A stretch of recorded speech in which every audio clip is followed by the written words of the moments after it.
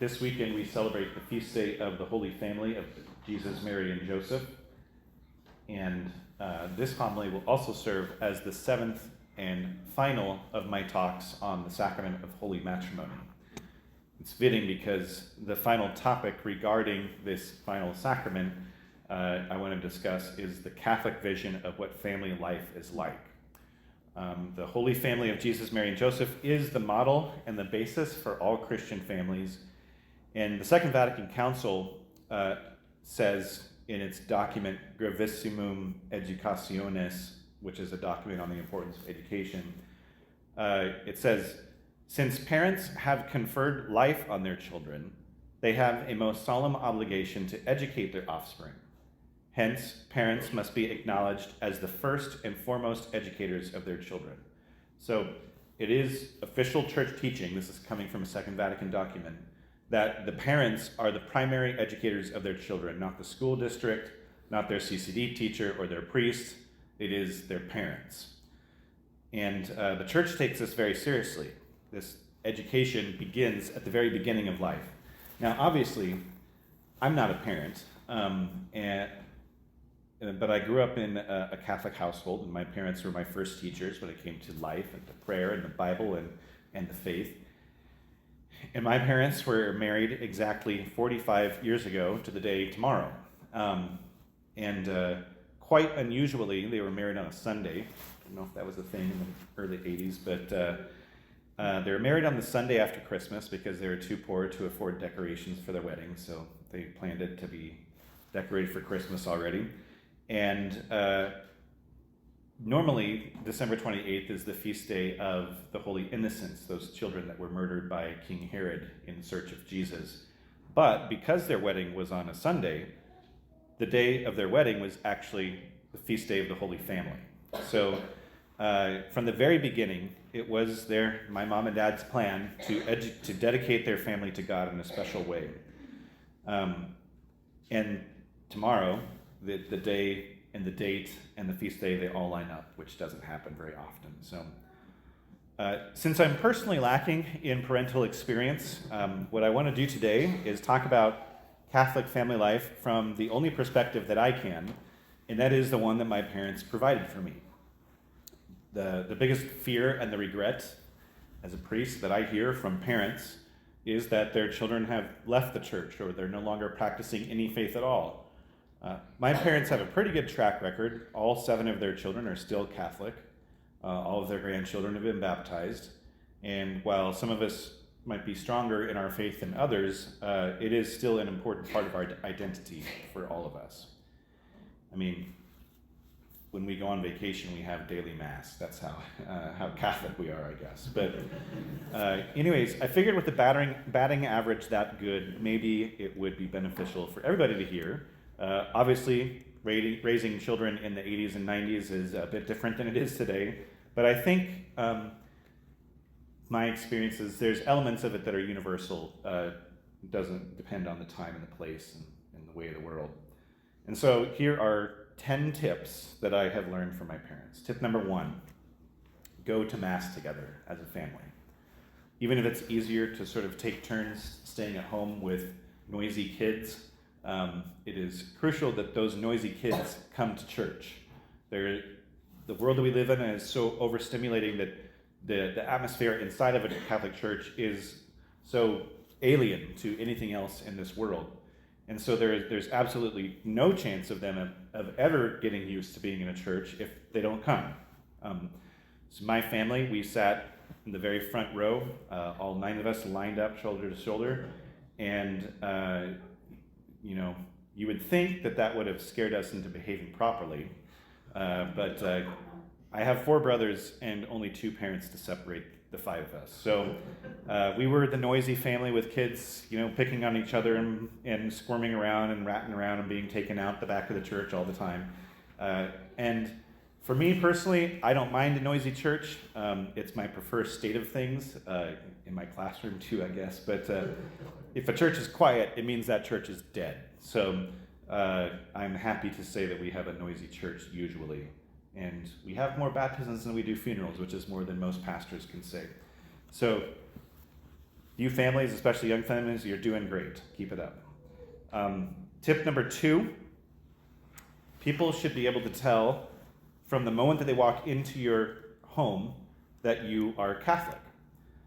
When you walk into my mom and dad's front door, one of the first things you see is an actual altar that mom took out of a nursing home that was getting rid of their chapel, and so that's where I offer mass when I go home, with a real altar. Now, I don't expect every Catholic family to, have an actual altar in their home, but above the altar at mom and dad's house is a wall that is covered with religious art and symbolism, and it's something that most families can do. There should be a crucifix on your wall, or statues or images of the Immaculate and Sacred Heart. Children should know that they're different because of their faith, and they should be able to experience that in the home, not just at church. If you want me to send some catalogs or other resources for religious goods your way, I can do that. Just let me know. I've got a lot of different stuff.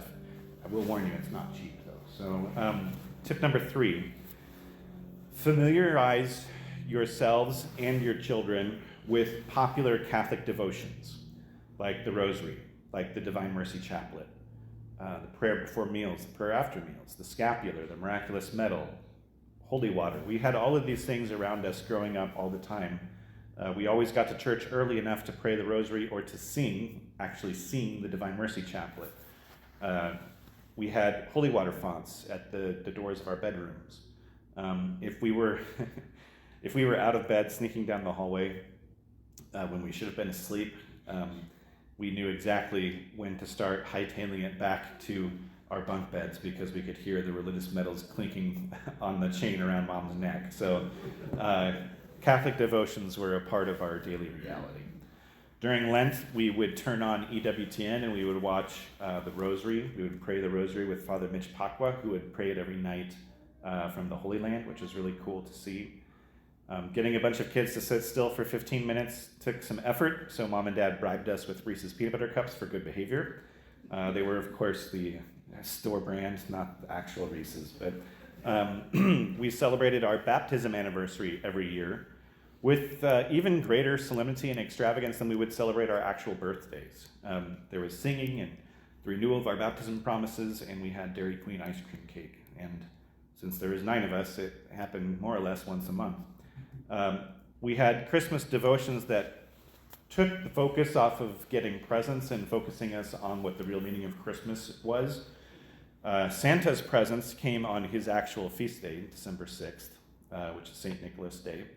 And so that way we could get our presents from Santa in the beginning of the month, and then we could focus the end of the month on the true meaning of Christmas by doing a novena each of the 9 days leading up to Christmas Eve. And then after Christmas Eve Mass, we would each then exchange a gift with one of our siblings, and we would give Mom and Dad a small gift, or in later years we kind of the 7 of us pooled together to get Mom and Dad something nice. And then Mom and Dad would give us a gift, often something that we could do together as a family. For a number of years, we went to a Christmas concert in Omaha at what was then called the Quest Center. I don't know what it's called now, but and I always thought that I had it pretty good because I got presents from Santa Claus, from my sibling, and from my mom and dad. So, and then of course like grandma and grandpa. These devotions, they act not only as powerful protections against the attacks of the devil, they are also cultural touchstones. It's important to be culturally Catholic by doing these things, because that's the most apparent way that young people can differentiate their faith from their classmates, from other Christian denominations. One of the reasons a person should want to be Catholic is that we have all of these cool things that we can do to strengthen our prayer, to protect us from spiritual harm, and to teach us about our faith. Number 4, begin and end each day the right way. Growing up, we would have a list of prayers that we would pray before we went out the door to catch the bus for school. The main one was a morning consecration to the Blessed Mother. I still say it now to this day. my queen, my mother, I give myself entirely to you, and to show my devotion to you, I consecrate to you this day my eyes, my ears, my mouth, my heart, my entire self, without reserve, as I am your own. My good mother, guard me and defend me as your property and possession. Amen. At night, we had bedtime stories where Mom would read us the lives of the saints. We had these novel versions of the lives of the saints, and or we would listen to Bible stories from the children's Bible. We had a list of bedtime prayers that we would say. It was just another layer of Catholic culture that set the rhythm of each and every day. Number 5, be a part of Catholic groups. It's harder to do out here because there's sort of less organization of those things. But growing up, we went to Catholic summer camps. We were a part of a Catholic family organization called the Schoenstatt Movement. Dad was in the Knights of Columbus, and oftentimes us boys would get to help out with Knights of Columbus activities, whether it was waxing the church or doing the pancake feed once a month. I served Mass with all the boys my age, 3 of my brothers usually, each Sunday, and then we would do events together as altar servers, like go to a baseball game or something like that. Tip number 6, and this is what I simply call family stuff. And these are traditions that every family sort of develops. But growing up, many of the things that we did as a family were also activities that regarded our faith. But some of it was just for fun. Every Friday night, we had what our family called the Friday night camp out. And we didn't actually go camping. It was just that we got to drag our pillows and blankets into the living room and watch, like, we would go to the movie theater in Seward, and we would rent, there are these things called VHS tapes. You put them in but anyways, we would rent movies, like 5 of them, and we would watch them back to back to back to back to back. And we would pop popcorn, and we would have a movie marathon pretty much every Friday night. We would even invite our priest over some of the times to the Friday night camp out. He wouldn't stay all night, of course, but it was memorable, and it left an impression on me. Another thing that we would do as a family was anytime we went on a family trip for any reason, we would always stop at some religious site along the way. I remember being very impressed by the chapel at the Air Force Academy in Colorado Springs, and the Grotto of Redemption in Iowa, or the Mother Cabrini Shrine in Golden, Colorado. There was one year where we, on the way to my uncle's wedding, we stopped at the EWTN headquarters in Irondale, Alabama, so that we could be on TV for the daily Mass. We recorded it. Thought it was awesome. And it was great to see this Catholic culture that extended all across the country, especially growing up in a town that was very anti-Catholic, Milford. Tip number 7, our priest would be at our house all the time, whether we invited him or not. It was, whether it was just to get away from the busyness of the parish and relax for a bit or enjoy a meal. We had a priest, Father Jim. He was a missionary in Venezuela, and when he came back to the United States, he was just sort of really sad that there was no family life like there was in Venezuela. So since we had a big family and we're poor, like the people in Venezuela, he would come to our house all the time, and he would call from the payphone, which is this thing where you put money in it and you can call it. But anyways, he would call from the payphone at the I-80 Milford exit and say that he was coming over. Now, mind you, that's like, it's a half mile down the gravel road and then a quarter mile down our driveway from that payphone. So Mom would get off the phone and she would yell, "Father Jim's at the top of the hill!" And we would all sprint around the house cleaning things up because with 7 kids, you can imagine our house was never very tidy. But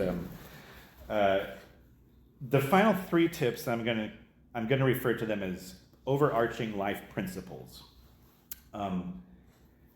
So this is tip number 8. Tip number 8, overarching life principle number 1, is openness to life. I've said this many, many times throughout this series of homilies on marriage, that the best thing my parents ever gave to me were my brothers and sisters. And I needed all 6 of them to be the person that I am today, to certainly be the priest that I am today. Number 9, tip number 9, overarching life principle number 2, is just what I call dad.